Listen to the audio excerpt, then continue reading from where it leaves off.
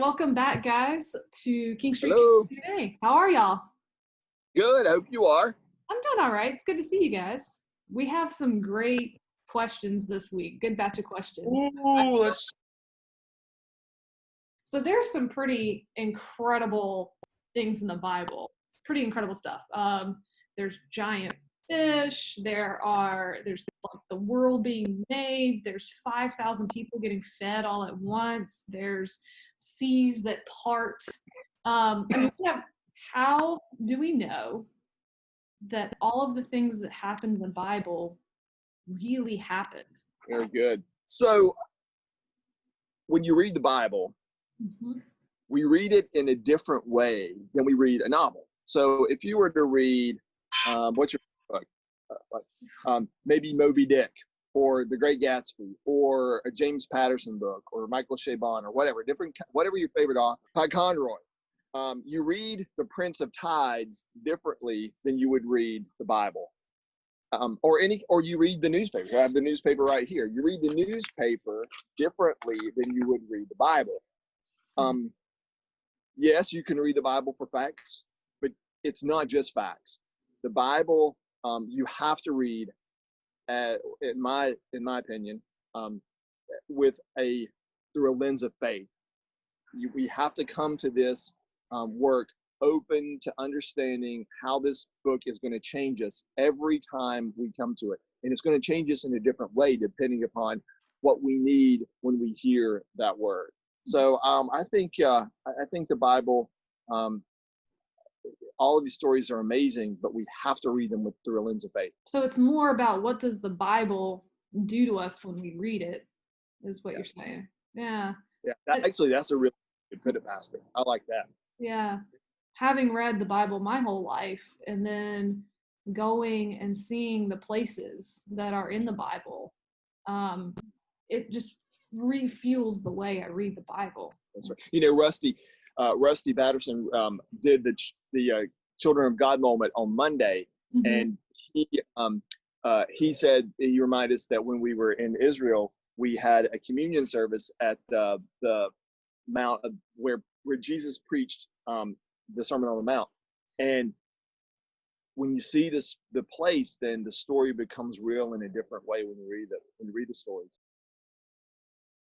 So we hope to be able to return to some in-person worship soon. And we hope that when we have that in-person worship, we're able to offer communion. The thing is that when we offer it, we've said that communion will be just with bread, that we won't be having wine. A lot of people are wondering this. How does that work? Aren't we supposed to have bread and wine? And do we miss something if we don't have the wine and we only have the bread? Are we missing out if we just have bread? It's certainly incomplete, and it's not the best way to do it, but it's the way we have to do it right now for the safety of people. And this is not a new issue. I mean, this is not something that just came up in 2020, and this is not something that's just St. Matthew's. This goes back pretty far. I mean, even Martin Luther himself, over 500 years ago, talked about this with his congregation and the people that he worked with, and some were uncomfortable having the wine, and he said it's okay just to have the bread. There are people that, for different reasons, there are many reasons that it's not good for them to have the wine. It's actually not healthy for them to have the wine, and they can only take the bread, and that's okay. They can just take the bread.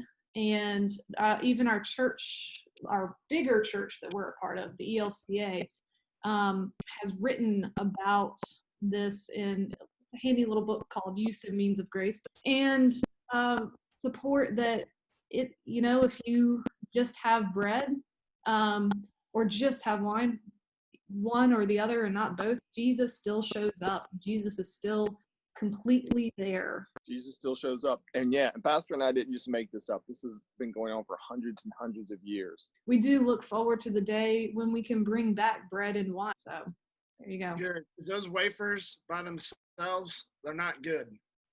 I agree. To be honest with you. Just Spoiler alert, congregation, they're not good. Kind of dry.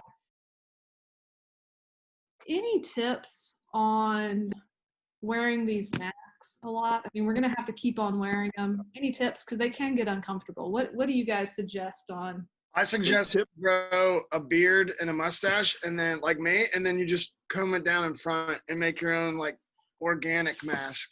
That's what I'm doing. Quarantine beard comes in clutch. I think you have to match your mask with your outfit. I think that's rule number one.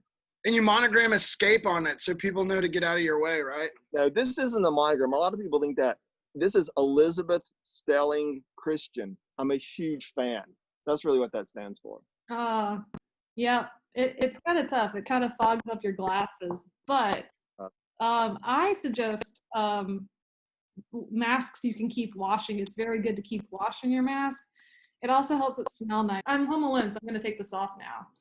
We look forward to getting more questions, and if you would like to send them to us, you can send them to Daniel at youth@smlccharleston.org.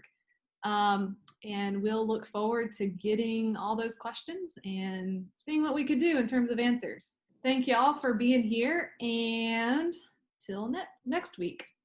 Y'all be well. Take care. Bye-bye. Bye-bye. Bye.